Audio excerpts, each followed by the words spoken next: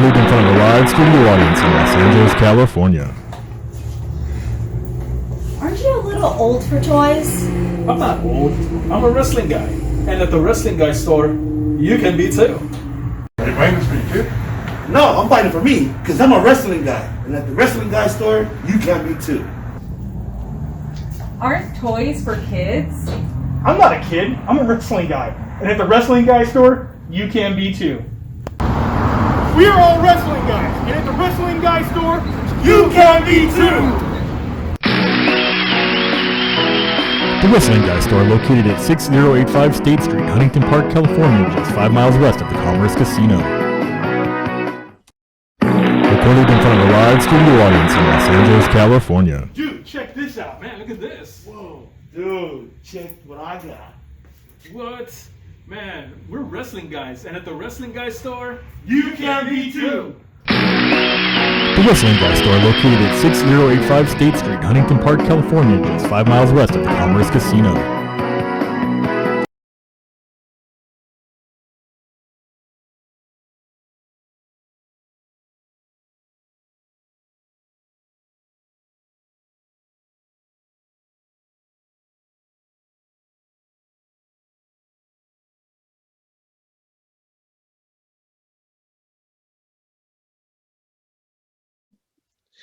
Welcome, ladies and gentlemen, to part 2 of episode 49.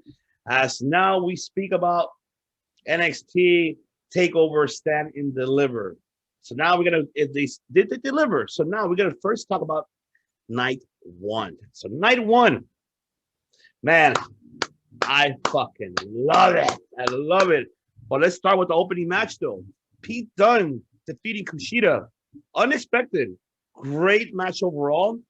I enjoyed it because it was very technical, and it was a dream match that I've been wanting to see. A former IWGP Junior Heavyweight Champion, versus a former NXT UK, champion. Two different, type of styles. They put a incredible performance between both. Unexpected win. I was rooting for Kushida, but oh well, it happens. It is what it is. So, what were your thoughts about that match, buddy? Yeah, I enjoyed it. I think it was a really good opener. I like Kushida's Back to the Future attire. Never get tired of that. Pretty cool. I don't know if he's told the story as to why he goes out there as Marty McFly, but I'm gonna have to search that up. Oh, you gotta go back to like the New Japan days when he was there. It explains it. It's started since then. Yeah, he's been having that gimmick for a minute. Wrestle Kingdom, he had an entrance of Back to the Future. He had Doc like with a car actually dropping him off. Yeah. And that was his entrance. Like, you definitely got to research that one. It was a night. That is really cool. Oh, awesome. Yeah, and surprisingly, they haven't forced him to change in WWE. That's really cool. So, yeah, like you were mentioning, it was a very technical match. I was not expecting that because I'm not too familiar with either, So, yeah, it was definitely a welcome match for me. I enjoy technical wrestlers, and these two sure know how to put it on. So definitely, they definitely did. And then all right, and then we had the Gauntlet Eliminator. Whoever bet, remind you are able to bet on these pay-per-views, ladies and gentlemen. So whoever bet on Bronson Reed, you got your money's worth, baby, because nobody expected that. They expected L.A. Knight. Let me talk to you, baby. They expected him to win, or Dexter Lumis, but no, none of these won. It was amazing to see the fact that the last 3 standing were, Cameron Grimes and, Isaiah Scott, formerly known, as Shane Strickland. I was really happy at the fact that it was, between Strickland and Bronson Reed. Kudos to Bronson for winning in night 1, and it actually was not a bad match either. So, your thoughts about that, man? Yeah, very welcome to see new faces win. Bronson Reed, someone I'm not too familiar with, and yeah, he got it and went on to night 2, right? Yeah. And so he won the opportunity for the title shot, and I really thought LA Knight was going to win it. If I was a betting man, I would have bet on LA Knight, but I would have lost because he lost, right? Yeah. So. I really don't know what's going on with LA Knight. It almost seems like they're not giving him as much of a push as you would expect from a newcomer. Yeah. You know, so I wonder what's going on there, and hopefully they turn that around. Yeah, I hope so. But as for Bronson Reed, good job.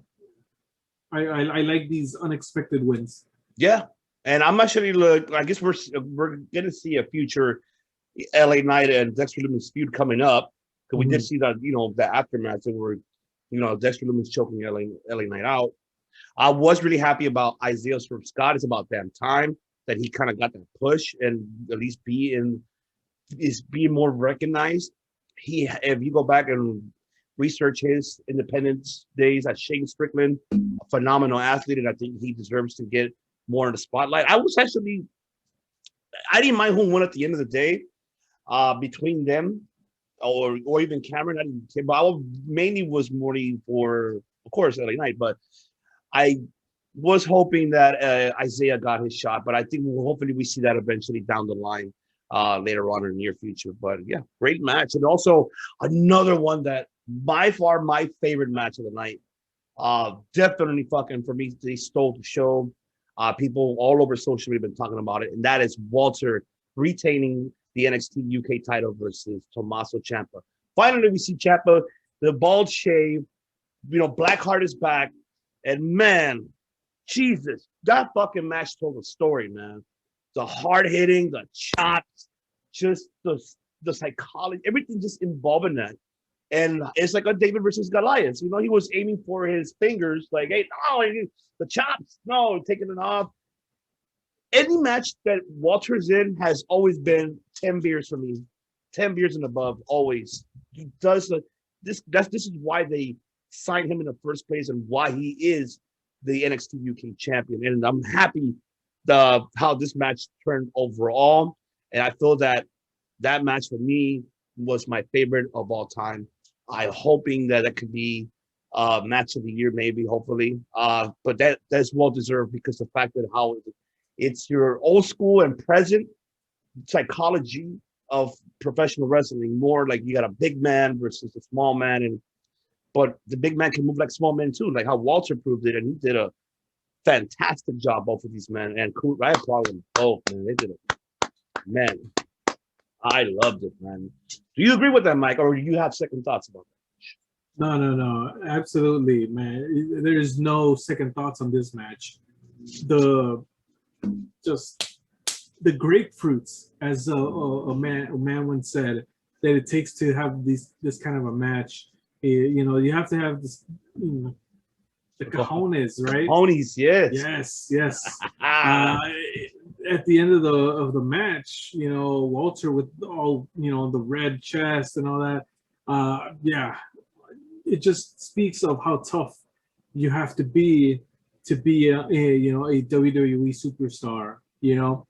And yeah, I was man, every Impact, I was like, man, that's, you know, kind of makes me want to take a chop, but I won't. No. I said it makes me. Oh my God, no! I don't want to get chopped by Jeremy Prophet like how Kyle Jopo got, you know, chopped a long time ago by Jeremy Prophet. No, don't want that at all. Shout out to Joe from the Ring Podcast for that. But no, definitely. But yeah, do you see this match being a match of the year match? Do you see that? Top 10, yes, but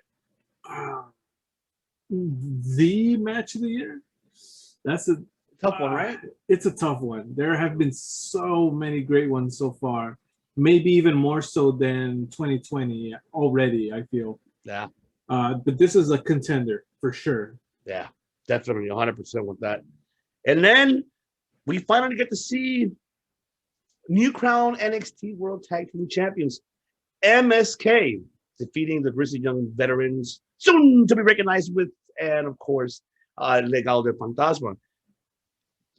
Hands down to everybody, great, awesome job. All three teams, they did their part. I loved it from top to bottom. No disappointment there. The only thing I did choose the Grizzly Young Veterans to win, because it was about that time for them to deserve it to win.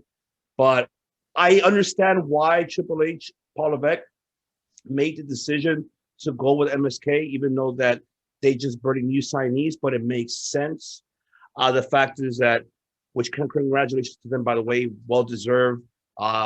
Man, coming from independence, from the independence as the Rascals and Impact as the Rascals, former Impact World Tag Team Champions as the Rascals, and now coming into NXT and becoming, NXT World Tag Team Champions. Congratulations to both of these individuals, well deserved. And the reason why I feel that why he went with this move was he needs to develop his tag team division. And what better way to put it with these two individuals? Because their tag team credentials is incredible. And to put the spotlight on them will help develop the tag team division in NXT. Give it a little bit more crisp, a little bit more taste to it, better competition. And I feel this was the right move. And I feel that down the line, I'm hoping that Paul Levesque is able to focus on building that division in the tag team division, especially in NXT. But as we've seen AEW, they have done a phenomenal job, but we need to see now NXT to step up the game, especially in the tag team division. And it was the right decision for them to go with MSK, for them to lead the way for that division. So I don't know, do you agree of my thoughts about that, or do you second that, Mr. Money Mike Lopez? I very much agree. You need a tried and true tag team to lead the way, to show it the way. And yes, MSK, I did not know their track record before this, but I have been impressed with every time I've seen them since the tournament. They've stood and delivered in every match so far that I've seen them in. And yeah, this was no different. Tag team titles, and I'm okay. I'm okay with them being made tag team champions. See, there you go, WWE. When you make decisions like these, I'm okay with it. I approve. Were you going for Grizzly to win the tag belts, or is that where you were expecting? Honestly, no. I thought MSK. Oh, okay. I actually, what I wished happened. So yeah. And did you feel also that the Legado, Joaquin and who's the other guy's name? Is it Carrillo, right? Or I forgot. I can't believe I forgot his name. Perdóname, Spanish speakers out there, but I always forget the name. But do you feel like they did also an impressive job? Because we see them more like jobbers. It's unfortunate, right? But now seeing them in this, I was impressed. Were you impressed by their performance as well? Yeah, it's not all the time that you see the jobbers, showcase what they can actually do, and yeah, they showed up for sure. And yeah, I mean, Legado del Fantasma is one of my favorite stables in WWE right now. Yeah. So yeah, that is right, definitely. And then also now the main event for night one, as we have a new NXT Women's Champion. That is Raquel Gonzalez defeating Io Shirai on another hard-hitting match. I might get shit for what I'm about to say, but this was more like a I'm not comparing the match, but I'm saying just like the rivalries, like your kind of like your HBK, Diesel, WrestleMania 11 type of style. But I'm happy for Raquel. She won. She well deserved. It's about that time. Mike and myself, we've been calling it since when we saw the last War Games. We said it like she's the next one. She pinned the world champ, and Mike said it, himself. If you go to the archives, he can hear what he said. He called it out. Yeah, Raquel's gonna be the next one. She's gonna be overthrowing Io Shirai, and it became in fruition. And now, biggest question is, what is next? So let me get your thoughts about that with the match that was included. I spoke it into existence. Yes. Thank you to NXT for making that happen. As far as I remember, she's taller than Nia Jax. Yeah. So they have somebody here that, looks like a world champion, and an unstoppable world champion. They could build that sort of thing around her. What didn't work with Nia Jax could work with her. So, assuming she stays careful and, all that good stuff, right? Which it seems that she is very capable of doing.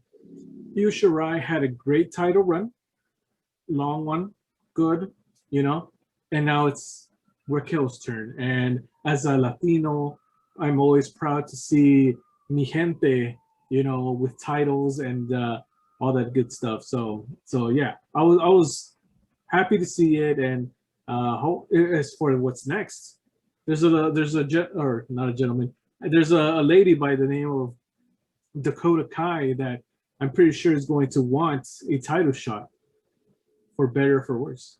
Yeah, there you go. We can have your best friend challenging you for it. And you still have a lot of upcoming women's in that roster as well in NXT. But another question that everybody's asking, and I need to go ahead and now listen to the recap of the press conference of Triple H. I haven't heard it yet, but I would like to know. I'm pretty sure he got asked the question: is Io Shirai next to go to the main roster? Is that what's this move? That because of this now is it her time to go to the main roster after Mania? Do you see that happening? And if you would like to, where would you like to see her? I mean, if she were to just go to the main roster, yeah, SmackDown. I think SmackDown is always the better choice for NXT call-ups. Raw is there's too many pieces on Raw. Everybody that has, well, except for Rhea Ripley so far, most of the people that have been called up to Raw, that doesn't generally go well. So I would like to see her on SmackDown in that regard. Is it time? No. Honestly, I like NXT being its own thing, and main roster. Yes, we already know. It's no. If it were up to me, NXT would be its own thing, and honestly, losing a title should not mean a main roster call-up. Yeah. Just because you lose a title, that doesn't mean your story is over in NXT. Yeah. There's still room for more, as evidenced by the Undisputed Era. Yep. Right? Yep. So there's lots of stories to be told with Io Shirai. And if I were to pick, I would say that she's not done yet there. Yeah, I feel like the same way. I think maybe she's going to stick around for a while. Maybe have a rematch later on. She's still able to have a rematch clause. I see her sticking around, maybe starting with other feuds to help build up the roster as well, maybe upcoming rising stars. So that's something that I do see down the line. I don't know if it's the right decision for her to go to the main roster. What I would like to see more is, of course, I would love to see an Asuka and Io Shirai match. Who wouldn't want to see that? That's something that I would like to see. But I'd rather see that at NXT more than the main roster, to be honest with you. If Asuka could go back to NXT, have the opportunity, all right, you already proved your point in the main roster. What else is next? There's really nothing much. Go back to NXT, let me have all these great matches with these other incredible women that they would have. You left undefeated, to the main roster. Why not have her go back and put some, great matches, especially with Io? Would like to see that. Why the hell not? That's something that I will be intrigued to see. Io, I would rather save her. And how you said, Mike, this is its own brand. It's their own, it's their own company, like their own NXT. They shouldn't be going to main roster, none of that. But if they do move forward to push her to the main roster, I agree. SmackDown will probably be one of them. Why not help, great matches with Sasha Banks, which she did have, before. Why not see it again? Bianca Belair. Who else is there? I mean, you can build up other talents there as well. So why not? Something different, but let's hope not. We did see also those segments we did see, which I forgot to mention. We did see, of course, the debut coming up this Tuesday of Frankie Demon. Frankie Demon, who of course is Taya Valkyrie. Obviously did not like the name, but I respect the fact that she's saving her Taya, like her real name. Hey, save it, because no. They gotta try to trademark the shit out of that in the movie. No, save that when you go. But if you leave or you get fired, say that. Taya Valkyrie. When I look, say that. That's your character. But let's see Frankie the Demon. Let's see how she's gonna do with this character. And are you looking forward to seeing that Tuesday, Money Mike? Mute time. Yeah, it's gonna be interesting to be called something else, and how will the fans react? Knowing that, because she's been on Impact, she's been all over the world as Taya Valkyrie, right? I know her as Taya Valkyrie. So this Frankie Monet, what is she, French or something? So I don't know. It's gonna have to grow on me, and I'm sure to a lot of different people who are still gonna know her as Valkyrie. Valkyrie is such a much better name, I would say. But it's WWE for you. Yeah. And you know what? Another thing that caught my attention, I'm not sure, but I follow her on social media, but something tells me we might see this other individual NXT that we praise for a lot. That is, she's like our SoCal, favorite independent star, and that's Tequila Bay, Heather Monroe. She moved to Florida.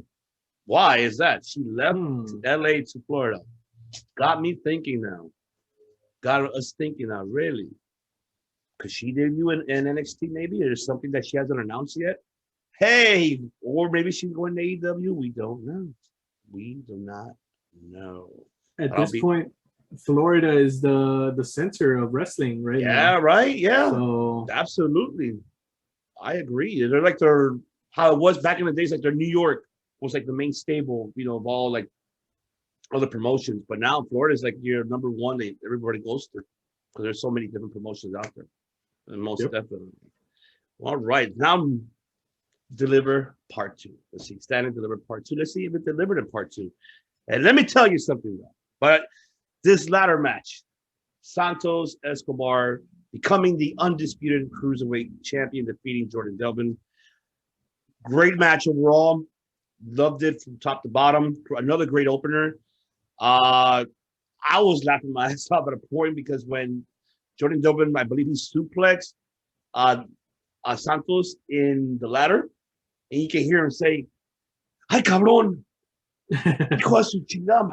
I'm like, he literally cursed out. I'm like, oh yeah, Spanish he's really, cursing. yeah, Spanish cursing, which it wasn't blocked. But people were, I was happy for him to win, and this was his first spotlight in the NXT TakeOver. And especially in a huge match like this, or title picture like this, with a great international star like Jordan Devlin. Overall, hands down, I chose him, so I'm glad that was my pick. That I won that pick, so for sure I was going for him. What were your thoughts about that? Yeah, I'm glad Escobar got it. Before I continue, let me ask you this, because I know you kind of not compared it, but it reminded you of WrestleMania 10. Do you think it kind of lived up to that sort of thing? I think it lived up to its own expectations instead of because remind you, it's a whole different era. But of course, I like the fact of the story of it because it's two different titles, and there has to be only one. There's only one man, one championship. Yeah. So I like that it told its story with it. Of course, could it captivate to the way how compared to the other one? Nah, it's there, but not all the way completely, in my opinion. Still, Razor and Shawn, great match overall because it told a great story. This one more told the story with about the in-ring ability. This, WrestleMania 10 was more of a build-up. Yeah, build up a story plot to be up there. This one was kind of like a short notice because the whole pandemic, he couldn't travel. They needed a cruiserweight champion in the U.S., so they had to get Santos, and he now wants out of bag. I'm the true champion. Okay, I like that, but it wasn't like a better compared to that WrestleMania 10. It's a better build up, but overall, it delivered. So yes, it did. I like matches with stakes. And no, I'm not talking about, edible steaks. I'm talking about steaks. When, you have something on the line, and what better than two titles, right? And the cruiserweight title, a title that has been vastly overlooked since the Ruthless Aggression era, and it went away for a few years, and then Enzo had it and Pac. But, I feel like it almost seems that Escobar has elevated the title. And I again, mi gente, right? Latinos, elevating titles. I enjoy the heck out of Legado del Fantasma, and yes, I was going for him too, Escobar all the way, and I'm glad that he ended up winning it. Yeah, definitely. I'm with you on that. I was really happy for him to win it, and then how you said, you're absolutely right though. That him to winning that championship belt is going to develop it more.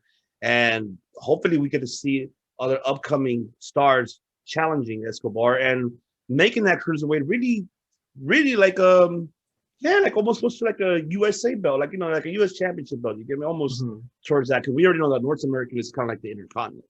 So this was more like the US title. So it's why not? Let me ask you this question though. How about this?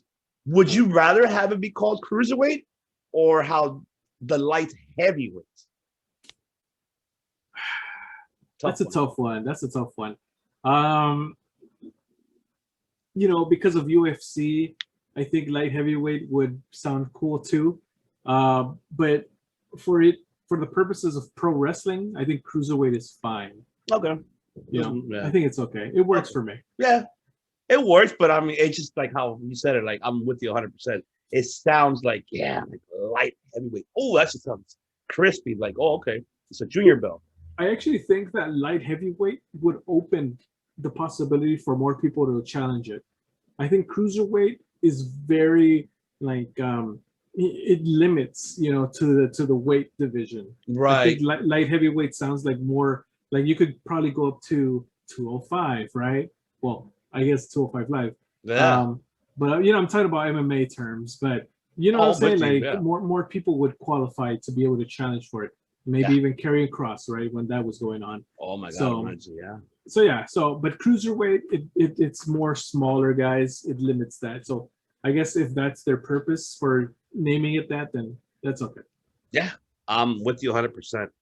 All right, and then we had the NXT Women's Tag Team Championship for the Shotzi Blackheart and Ember Moon, retaining against Indy Hartwell and Candice LeRae. Oh my God! I don't know if you saw, but that suicide dive that Shotzi took, she went over Indy and Candice. They didn't catch it on time. And like, holy shit, she ate shit towards the wall. And I'm like, even the ref had to go up there. Are you okay? You're fine. Because that looked horrible. I was at work watching. Oh, and then all my coworkers like, you okay? You having a heart attack? No, man. I was just like, no, I'm watching this shit. Oh my God. But I'm fine, but she's not. She's not. Yeah, she was not fine. Good tag team match too. I mean, they did a lot of different, various moves. I like it. And I'm glad that Shotzi and Ember has the belts. I like it, even though it's different. But this match got me to like it more. So I hope them as well able to build that women's tag team titles. Yes. Take it away. Okay. To my point, I like it when my points happen and I am able to say I told you so, right? Okay. Now, the tag team titles in NXT are already starting to mean more than the tag team titles in WWE. Thank you. You know what I'm saying? We've only had 2 sets of champions, one of which was only for one night. Okay. So I can say that I am so glad that this tag team title match had nothing to do with the NXT Women's Championship. It was completely separate, how it should be. That the challenger and the champion are going for the tag team titles. Will they get along? All that recycled storyline that apparently is happening both on Raw and SmackDown at this very moment. Both women's title match people are going for the tag team titles. Why? No, it's insane that will they get along? No, they're not going to get along. I wish neither set of women wins those titles. It should be its own thing, and NXT is doing it right. NXT is building up a women's tag team division that ultimately is going to go up to WWE to build their women's tag team division. If I had Vince McMahon in front of me, I would grab onto him, and that is how you do it, old man. That's how you do it. That is it. Oh my God, definitely. I'm like, what you doing there, pal? Like, Vince, for God's sakes, let Paul Levesque run this shit. Take your ass home, stay home, and retire. Retire. Genetic jackhammer. Yeah. Go home. Yeah. Your wife needs to be like that. Genetic jackhammer. Yeah, because Linda's no longer part of administration. So she's at home bored, buddy. Give her that genetic jack. Man, but yeah, you're on point, brother. You called it right down the middle. Definitely 100% with that. And just how you said it, yes. And I'm looking forward to see more upcoming challengers for those NXT Women's Tag Team Championship belts. For sure, I'm looking forward to seeing that. All right. And then we have Johnny Takeover.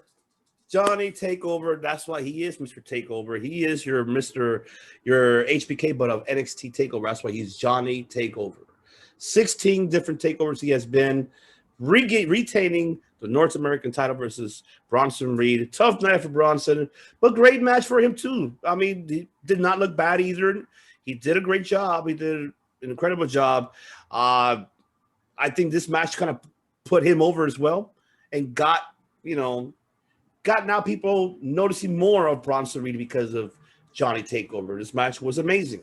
I liked also this was a storytelling, like a big man and a little man. So Gargano figuring out ways how to bring him down, like getting his arms, try to submit him. He tried everything he can how to bring down a big man like Bronson Reed. So, I mean, I liked it. Now the biggest question is who is next for that shot? So, Money Mike, talk about us about the match and who's next. Who's next? Goldberg's next. No, my God, no. No Goldberg. No Goldberg. Jesus. Oh my gosh. Him spearing Gargano. Oh gosh. Okay. So in episode 1, we spoke about Darby Allin and how him being the smaller guy and, being challenged by bigger dudes and how those matches go. And, how it's kind of almost getting redundant to how his matches go along, right? Yes. So I feel a perfect example of how things could be switched or things could be better booked for Darby Allin would be this match. I do think that they did it better here, right? Gargano and Reed. Yes, the champion is going to be in peril, and Gargano's as a heel, right? Not even as a face. So he was able to find a way, and it hasn't been very redundant to the point where, we know what's going to happen already, So did I expect Bronson Reed to win? No, but it did seem like a threat. To me, at least, it did seem like a challenger that might give him some trouble, right? So, and that's what we need, going back to the whole AEW thing and the TNT title. I think Darby Allin could take some notes from Gargano in that regard. Oh, I like that. Very, very great. That's a great comparison. You're absolutely right about that. That's something that, Darby should be looking at Johnny Takeover as Johnny takes you the way to success of how being a great champion and defending your titles versus big, small, medium, large, bigger. It doesn't matter how to develop that and make that match intriguing. Great valid point. Oh yes, and then we have, of course, one of the best entrances in NXT overall, regaining that he never lost, the NXT World Champion, Karrion Kross, defeating Finn Balor, defeating him. This was another hard-hitting match. I like the fact that both sides looked strong. Both of them sold each other on their matches. Karrion Kross sold a lot too for Finn, especially that kick that he gave him, and he was down and like, oh my God, that kick, kind of like the O'Reilly one, like what happened to O'Reilly, the same thing, or the Pete Dunne, the same thing. Like it was a solid overall match, hard hitting. Seeing that ending part, like I was like, wow. Like I guess Finn Balor, you lost the point on this one. I guess Karrion Kross emotion got the best of him. He was beating the shit out of you behind your head, like, give up, motherfucker, just give up, and like just giving up, and then finally you did, and now that's it. So now that we have Karrion Kross now as the regaining something that he never lost, which is the NXT World Title. Now, your thoughts, Money Mike? What's next for him? Should it be a rematch, or should it be a trilogy match between these two individuals, or who should be the next upcoming challenger for Karrion Kross's NXT World Title? I'm sorry, but as far as what's next, I'm pretty sure a one-on-one with Scarlett is going to be next for Karrion Kross. Celebration, yeah, right. Oh yes, goodness gracious. I mean, just saying. And I would not want to touch that NXT title next. I'll tell you what.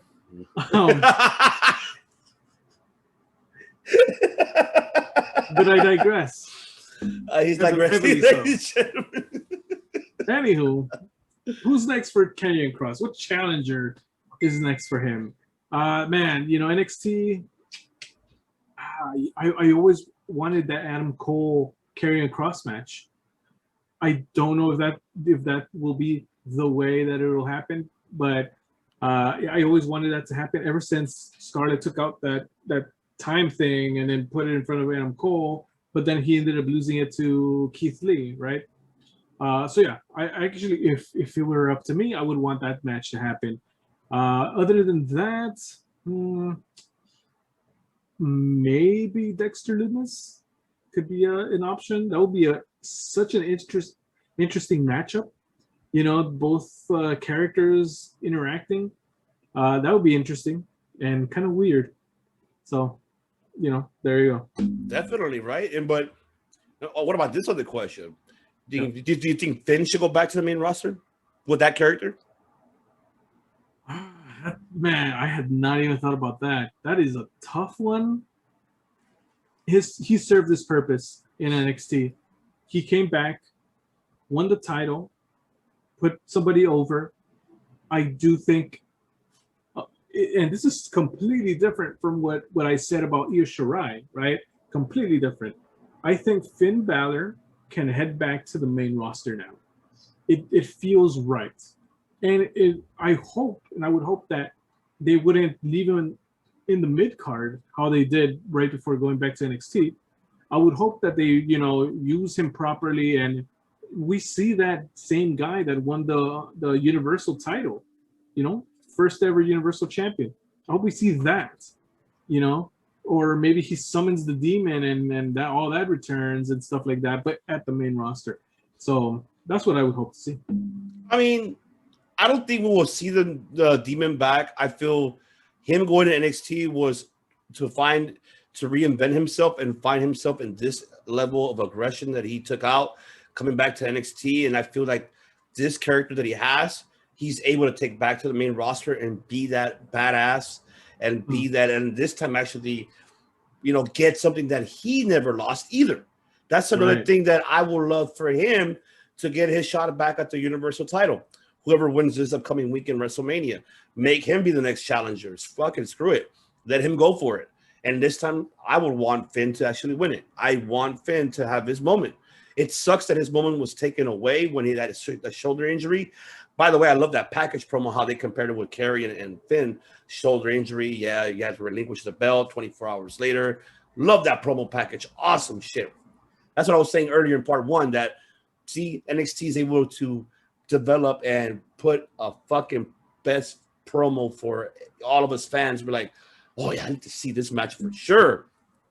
But definitely, I'd rather see him take the character that he has in NXT to the main roster and get that title, get a title run in WWE and get that. It's more on the Universal side. WWE, no, I'd rather not, because right now we don't know what's going to happen this weekend.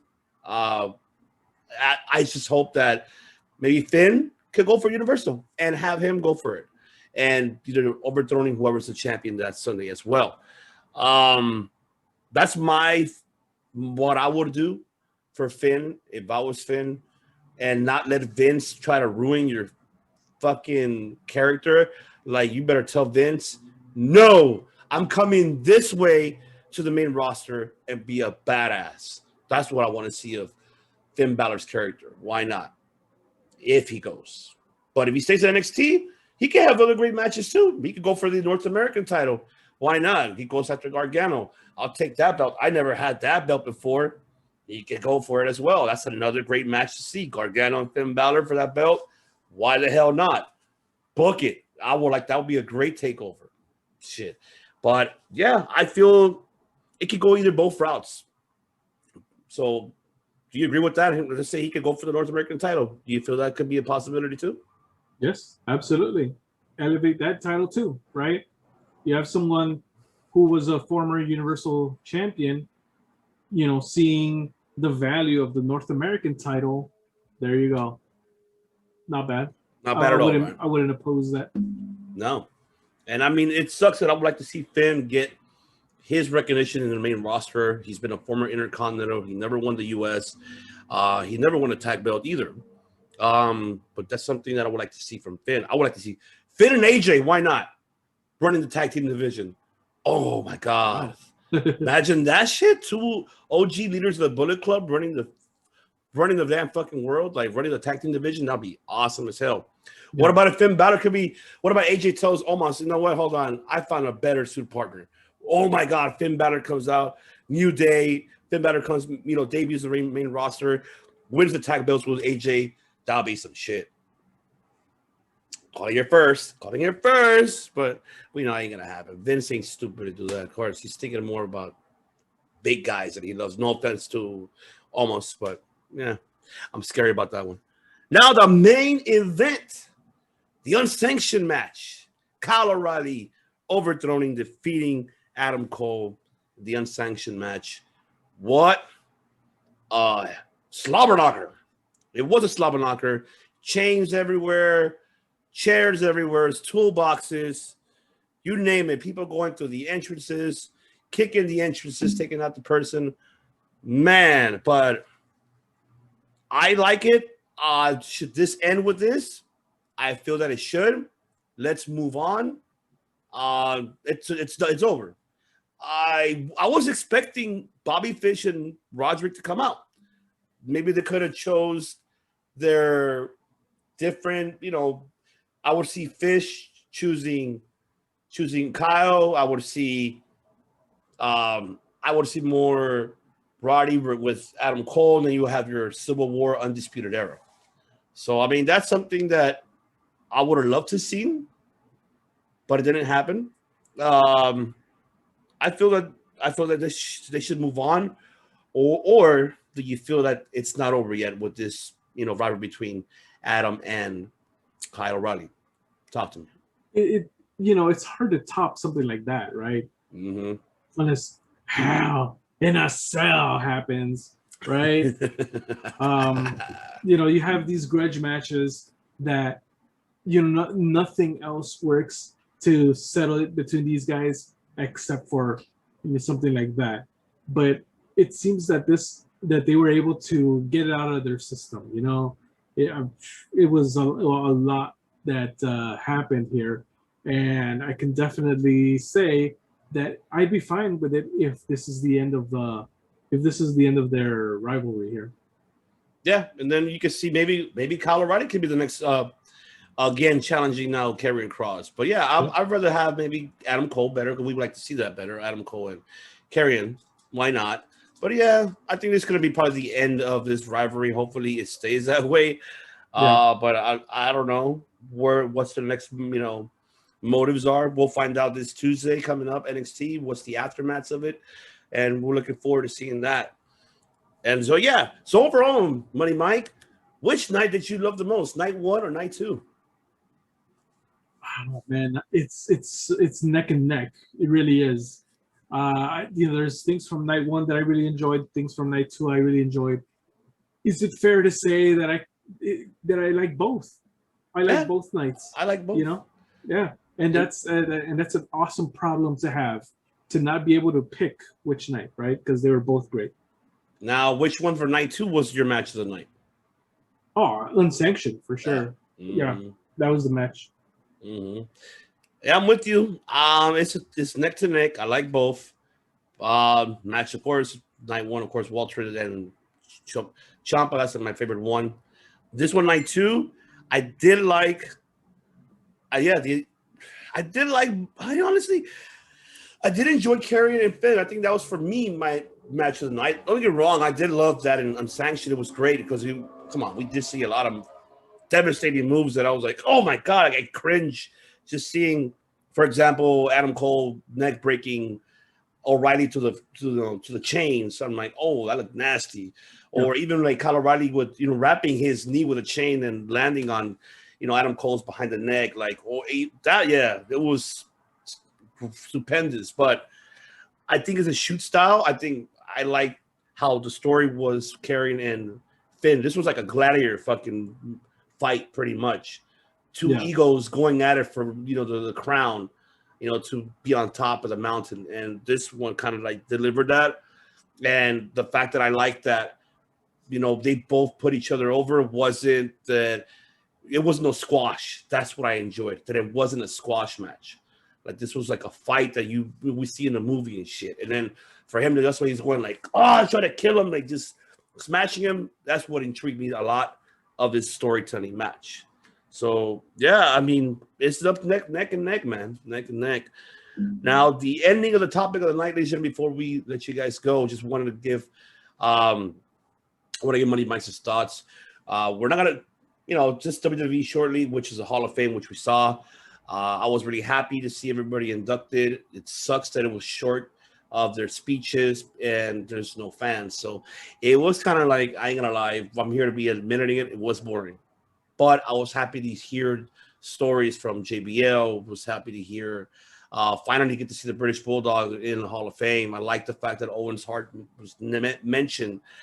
His name was mentioned, Uncle Owen, like by Davey Boy, Harry Smith Jr. I like, and I gotta go back and see that match, that European, when British Bulldog was crowned the first ever European champion, and that happened on a Shock on Saturday night, right? Like when it was like a pre-tape. He did mention Bret Hart in '92 SummerSlam, British winning the Intercontinental. So yeah, I'm glad that his career was highlighted. Also was happy JBO mentioned Eddie Guerrero. Love that. He admitted that if it wasn't for Eddie Guerrero, he would not be JBO. And I definitely agree with JBO. If it wasn't for Eddie, who put him over, becoming a world champion for 9 months, he will not be JBO right now. He will not be in the Hall of Fame. He'll just be probably in the Hall of Fame. I say APA, but that's it. Not as JBL. And so RVD, great. He did mention he wants Sabu. Of course, we all want the suicidal, genocidal, homicidal on the Hall of Fame. Why not? We need more ECW. Why not? Absolutely. I agree. Yes, we need more ECW involved in the Hall of Fame. They deserve it. They paved the way as well for this industry. Bischoff, I love Bischoff. I like that he admit that he had to be his, be in pretty much his other, shoulders to get to the top of the mountain. He did beat WWF for 83 weeks. Great job for him.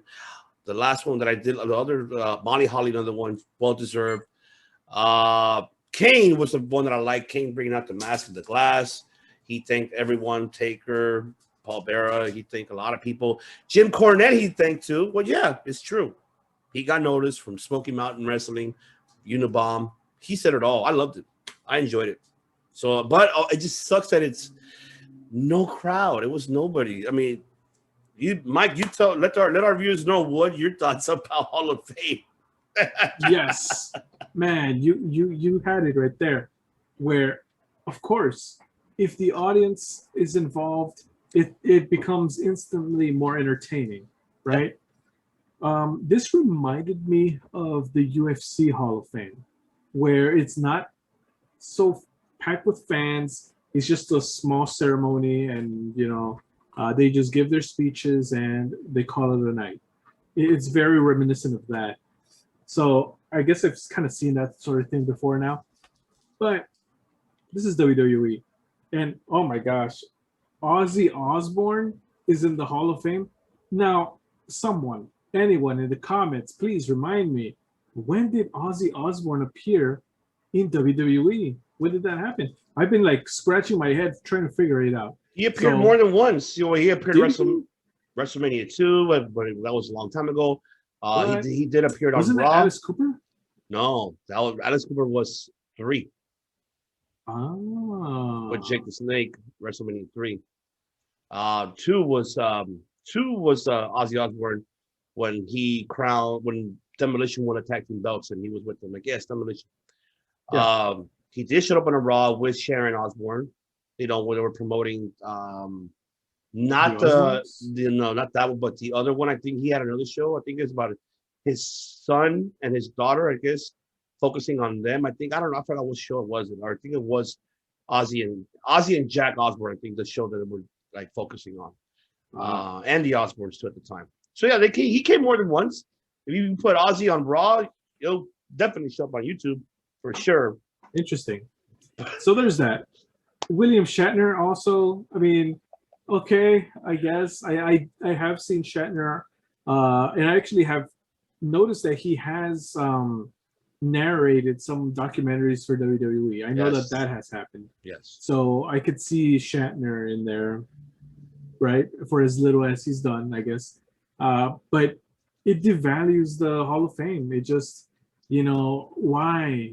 I would not do such a thing, but again, not my Hall of Fame, right? So what else? Yeah.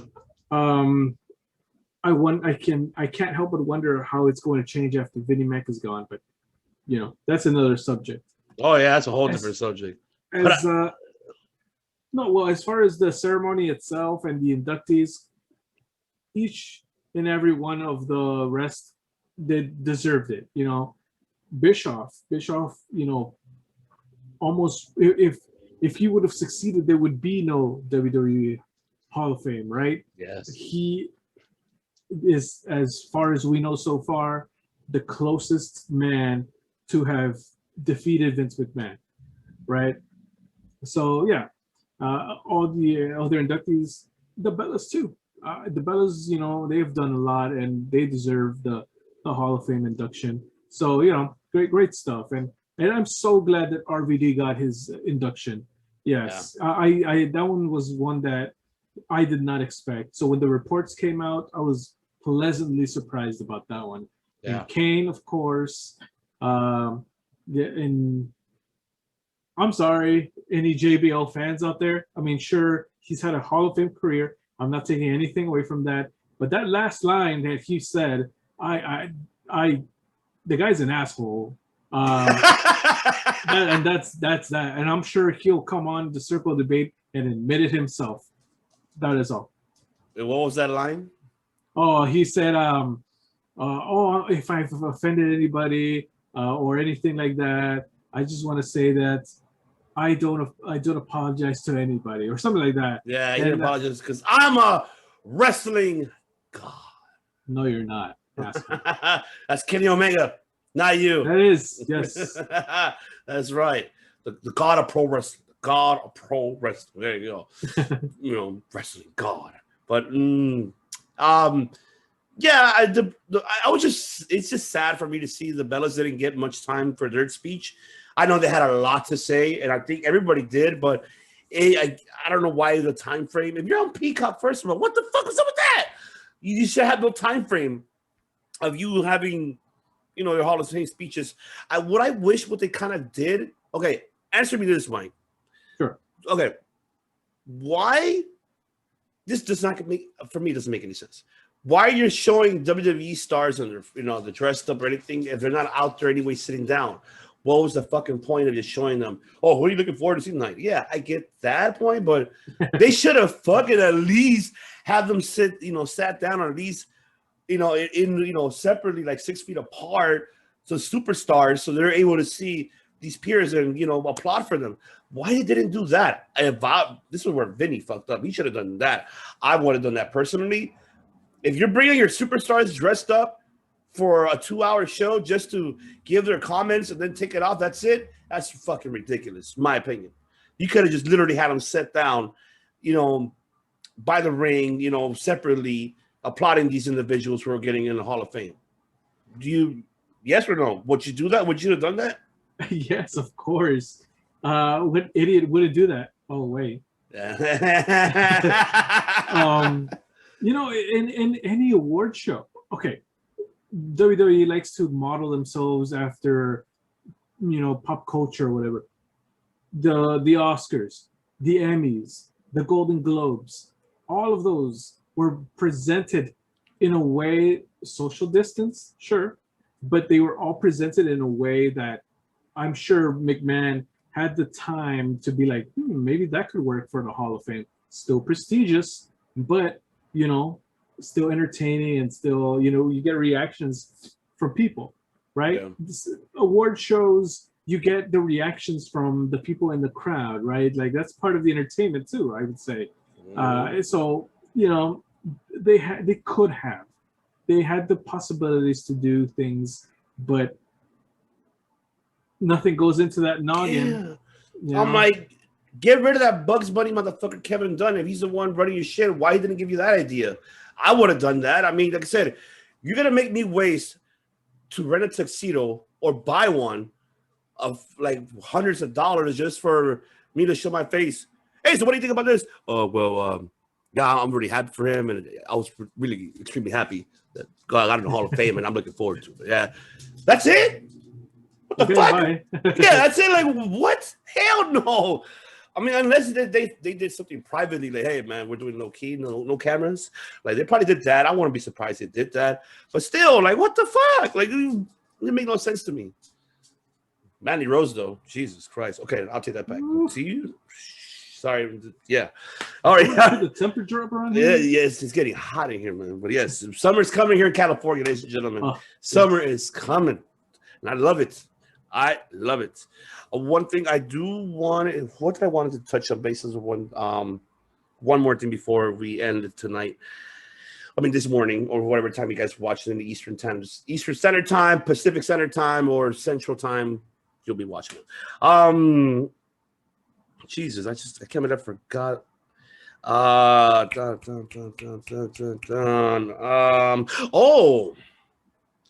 So now we found out the story why Vince McMahon broke up the Hurt Business. Huh. I'm intrigued. Morale. He gave it a morale. He gave it a more. Yeah. What in the fuck? Yes. Who's morale? The Hurt Business morale. It's like Vince was not really like, hey, I need to break this up. He broke up their morale. They were not happy about it. They tried to beg Vince. They pleaded Vince not to break them up. This was the greatest faction they have coming, but Vince still did it. He didn't care. Well, I don't understand. Yeah, me neither. So what you're saying is they thought themselves as above people, and Vince, I guess boosted ego. Yep. And the biggest ego of them all broke them up. Yep. Does that make sense to you? You gotta go, man. He needs to retire, right? You gotta go. He needs to fucking retire. He needs to retire. He needs, just because of that, like, because, I mean, it doesn't matter if they're making you money. You let them be who they are. You hear superstars talk about, it's me turned up all the way to 11. It's you have to be yourself in order to get over. They got over. They were themselves. They were the Hurt Business. They were the greatest faction in a long time. Hell, what did you give us? Retribution? Jeez. That's what you got. And all the while, you had the Hurt Business organically putting itself together, and becoming the best faction in years, and he breaks them up just because he felt like it. Yeah, right. I just didn't get that either. I didn't like it. And then, I mean, I don't know if you saw the top 5 of what we mentioned when I mentioned from Steve from SCW channel, YouTube channel. Shout out to him. He did mention the reason why they broke him up. His theory was the reason why they broke him up was because they want Lashley to come in at Mania to be booed, not to be cheered. He wants to put over McIntyre so he can get his moment, since he never got it last year because of the whole pandemic. His Mania moment to him regain it now with the crowd. But I think it's a ballsy move, but I'm sorry. I think they're gonna boo Drew McIntyre. I love Drew. I commend him. I kudos to him for what he has done through the pandemic as a world champion. He did a great job. I'm not saying he did not. I actually liked it. But now with this coming up this Sunday, I mean Saturday, I guess it's not Saturday, it's night 1. So I don't know. Do you agree with that theory, or what will be your theory about this? Oh, we can theorize all we want, but at the end of the day, that crowd is going to decide who it's going to boo and who it's going to cheer. It could be so unpredictable, and that's going to be the great thing. Never ever in pro wrestling have we had such a long break from fans being present, right? Yeah. Just the unpredictability of who are they going to go with, right? Is insane, and for me, it's the biggest selling point to WrestleMania, the audience, more so than McIntyre versus Lashley or anything like that, or any of the matches. To me, it's the crowd. Now, about them two, if I was a betting man, which I'm not, but if I was to bet my house, I would say Lashley's not going to win. Lashley's not winning. Drew McIntyre is going to win, of course. But again, the audience, how are they going to react? I don't know. Your dog disagrees. That's why he's like, "Argh." Yes, he does. Yes, McIntyre's going to win. I don't care what he wants like Lashley. He wants Lashley. Can you believe that? I don't know, man. It. But do you believe that theory though? Like, do you feel that that's? I mean, I already told you why he broke it up. He explained our morale thing. But this theory though, does it really make sense to you that they did this? Like, do you feel that way? It makes sense, I guess, in a way, but I don't know. Right. Okay. We've talked multiple times in circle debate about a certain someone's year, right? WrestleMania 30 was Daniel Bryan's year. 29 was CM Punk's year. 31 was Roman Reigns' year, and it turned out to be Seth Rollins, but all that good stuff. There's a year for a certain person. Last year's was McIntyre. This year is Bobby Lashley's year. They should know that. It's pretty much common knowledge, you know. The numbers don't lie, right? I'm sure merch sales have gone up for Bobby Lashley ever since winning the title, and I honestly believe that this year is Bobby Lashley's year. So definitely, I agree with that. Another note that my apologies. Another note that we forgot to touch on. Two things, but in the Hall of Fame, or that subject. Yeah, you noticed that nobody was really surrounding Hulk Hogan while he was giving a speech. Like you could tell Nash was like, "I'm away from this guy." Sean Waltman, "I'm away from this guy." Scott Hall was like far away, like, "Yeah, buddy, I don't want to be a part of you because we're part of a faction, but I don't want to be next to you, hugging you. Hey, man, hell yeah, bro! Like we're in the Hall of Fame." I don't know that. If you go look at it again, look at it as like, I'll check it out. They really weren't not really gelling. Like, no, I think we all know why. We talked about it on the League of Extraordinary one, but I mean, yeah, they didn't want to be I don't want no part of this shit. I don't want to be no part of Hogan. You know what? That one was not like, it was boring to me. Like, I'm sorry. Like I said, I'm not here to tarnish Hogan's career. He deserves it, well deserved. Not hating, but it's just that backbone of it, the back mind of it is like, yeah, I'm still bothered by it. Titus O'Neil, I was happy that he got the Warrior Award. Great job. But I felt no matter what, I love it. He deserves it. Yes, absolutely. Well deserved. Well deserved. But also, also, Chad. Oh, man. Shad should have been involved too, man. I don't know why they slipped on that, but I understand. I'm hoping that the next following year they put him in. You know, they put Shad, hopefully. They put him right in. But that's fine. Well, but Titus, yes, well deserved. His Hall of Fame, his speech was like, what? Especially what he said, you know, like, I was born by, you know, my mother was sexually harassed. I was born, and I was a bastard child. And I love the fact how he put it down. Great fucking speech. And I love it, Titus. Well deserved, well commend. Yes, sir. Well deserved. Yes. Well do. You know, we talk about how some people don't really deserve to be in the Hall of Fame, but Titus definitely deserved it, and I'm happy for him for sure. Yeah, definitely. 100% happy for him. And then also with the end of that note, ladies and gentlemen. Oh wait, I'm sorry, man. I keep always forgetting shit. I just want to play. I want to ask your thoughts very brief on this one.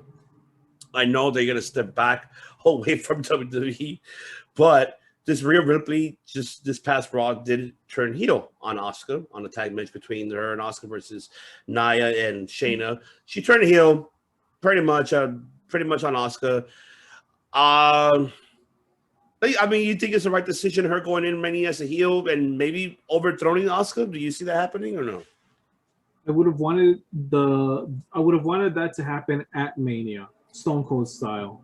You know, maybe have Stephanie McMahon, or maybe not actually. No, you know, have the turn be at WrestleMania. I feel that would have been a better fit, because having it happen on Raw is almost as if like they're trying to find a way to it's like Sasha Banks, right? You know, Sasha Banks turned heel on Bianca Belair. Yeah.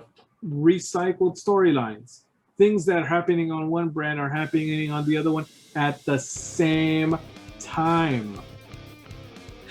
This is why, ladies and gentlemen, Mike, I'm letting you know this right now. Mike will be stepping out from WWE for a very long time, but he will be more doing. I'll say this. I'll say this. I'm down to talk about it. I just don't think I'll be watching.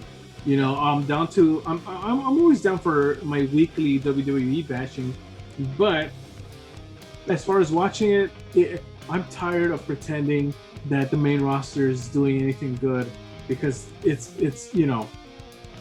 Sorry, but you gotta give an open heart, man. Why can't you wait doing it for AEW but not for? I'm opening something, all right. I'm gonna open a can of whoop ass on the main roster if they keep up with those just ridiculous storylines. I'll tell you what. Oh my god! Right? I'm with you on that. Oh my god! Oh my goodness! But. Yeah, ladies and gentlemen, that is all for this evening and for this day for episode 49, part 2. Hope you guys enjoyed both parts. And don't forget also leave a comment below. Leave a comment below. You know, talk to us. Let us know. There's so much to cover, but you know, it's so much, you know, Mania week. So definitely tune in for next week, episode 50, as we will be discussing the recap of Mania. We'll giving our thoughts about Mania, also, you know, AEW's Dynamite, so any upcoming events as well that are occurring next week. I'm looking forward for this, man. See, Mike is now AEW. He's no longer WWE. That's what he's wearing that. But also next week we'll be having a guest talking about WrestleMania. That's why I'm looking forward to speaking to this guest, and that is, of course, you know, you gotta be a wrestling guy. You know. You gotta be a wrestling guy, you know. Wrestling guy. We wrestling guys, you know. You can be too, and that is, of course, the owner David Gomez will be joining us. We will recap with him his thoughts about WrestleMania, and he's a WWE guy. So we're gonna have another debate, Mike David part 2. I'm looking forward to seeing that. You know, who do you thought won the first one? You guys saw it back. Look at the archives a couple episodes ago. There's only one right answer. Of course. And he's wearing a shirt. AEW. That's right. But, you know, we're going to see a part 2 of that, and I'm looking forward to have David on the show for sure, most definitely. Also, shout out to all the League of Extraordinary podcasts, of course. You know, The Dirty Heels, Rewind, Recap, Relive, That 90s Wrestling Podcast, Joe from the Ring Podcast, Straight Talk Wrestling, Championship on the Line Podcast. Jesus Christ. It's just like a long list of it. Half K, Side Note Suplex, all of them, Turnbuckle Tavern. The list can go on and on. We have a big League of Extraordinary, ladies and gentlemen. Shout out to them. Make sure you follow their respective channels as well, besides us. And do not forget to also subscribe at the end of the video down below. Subscribe. Hit that subscribe button, that notification. And also, you can listen to us on Spotify, Apple Podcasts, Podbean, any audio platform as well. And we will see you guys actually. Surprise for you tomorrow. I mean, surprise for you later on today. Hopefully, if it works out well, we'll do it. If it doesn't, not. But yes, we will be having our top 5 best WrestleMania pay-per-views. So stay tuned for that. And we will see you also, guys, on top 5. We will see you guys next week for episode 50. We're going to have a lot of new content, a lot of more major announcements. We're almost there, ladies and gentlemen, for the 1-year anniversary. Almost there. Wow. Yes. And that's going to be a big one. Big one. That's what she said.